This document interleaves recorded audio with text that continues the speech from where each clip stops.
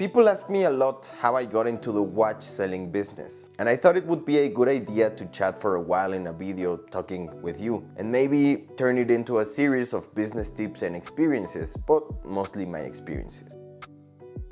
Since I was young, I had that spirit of creating my own businesses. I had clothing brands, I painted sneakers, but the most curious thing is that selling watches happened by chance. And it all started with my son's baptism, yes. As we created a gift registry at Liverpool, which is a very large store here in Mexico. Now, they had the advantage of giving you 10% back in gift cards for everything you received. And since we already had everything for the baby, I thought about buying a watch to resell because it was basically free money and there were some good promotions. At that time, I knew almost nothing about watches, and I ended up buying a Nevada, which was about 70% off, and I thought it was a cool model. At that time, I was still working at Liverpool's corporate office, and I started moving the watch around. You know, typical office worker style. Instead of selling Tupperware, I was selling the watch. And it didn't take long to sell. I think it was just 2 or 3 days. Obviously, I didn't make much profit because it was a Nevada, but I think it got me addicted to sales. I started joining Facebook groups, and since I already had the review page for watches and lifestyle, I began buying watches for content. At that time, I was a lower class office worker, and honestly, I didn't have much money. And since I had a newborn, I couldn't afford to buy expensive watches, so I just bought Casio, Citizen or Orient watch. Nice, good and cheap. Now, there came a point where I think I had between 100 and 200 watches stored, and they were the ones I used for the videos and for reviews and content. In fact, if you check the first video of my watch collection in Spanish, you'll see a good number of the watches I'm talking about. Now, then I started to think, well, I thought before, but instead of buying watches for 30 or 40 bucks one by one, why not start moving or selling multiple pieces to get higher quality watches?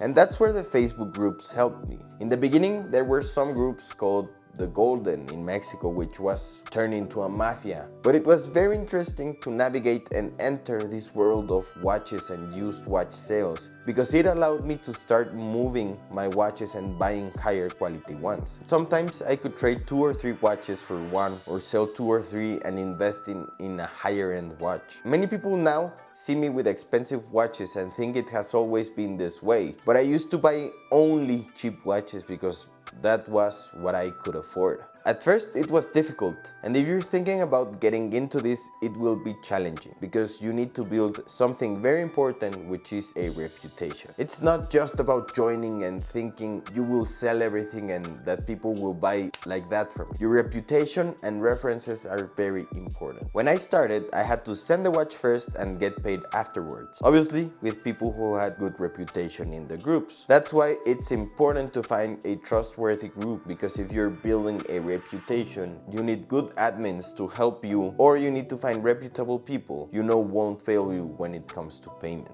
Honestly, I took this business hand in hand with my corporate job at Liverpool, and it started to gain a bit of traction. In fact, there were people, I remember a really funny guy who used to say, "Oh, why are your watches so cheap?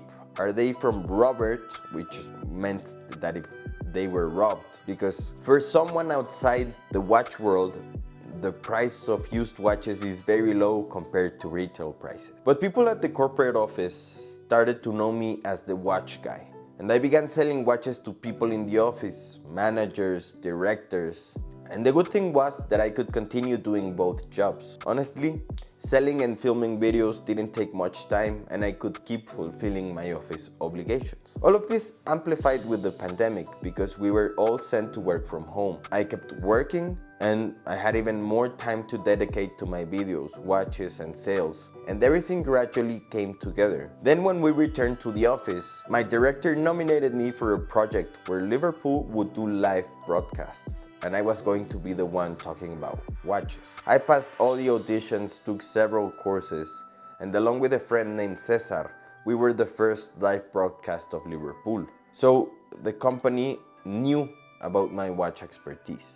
In fact, before I resigned from Liverpool, and I'll tell you the story of how I decided to leave my safe job later. But before resigning, I talked to the person in charge of the watch section because I felt I would have been a great asset to lead Watch World in Liverpool. I know the brands perfectly. I know who their customers are. I know how they sell in Mexico and how the market moves. And I looked for the person in charge and I told her, hey, is there any availability? And I was willing to postpone my financial growth for 2 or 3 more years to learn more about the watch world. I mean, of course it's my ego talking, but I surely could have helped Liverpool grow the watch section. Now, in the end, it didn't happen, and I feel that Liverpool wasted a great opportunity where we both could have grown, but that's another story. After that, it was very strange to transition from a typical 9 to 5 job, which actually was 8 to 6, to being my own boss, having my own money. But if there's something I'm grateful to Liverpool as a company, is that they taught me a lot about running a business, basically everything. And sometimes I've talked with other people in the watch selling business, and they don't even have a clue how to create basic Excel sheet, let alone a complicated one that provides a lot of information. They don't even keep a notebook to see how much they paid and sold watches for. The truth is that Liverpool and the bosses I had taught me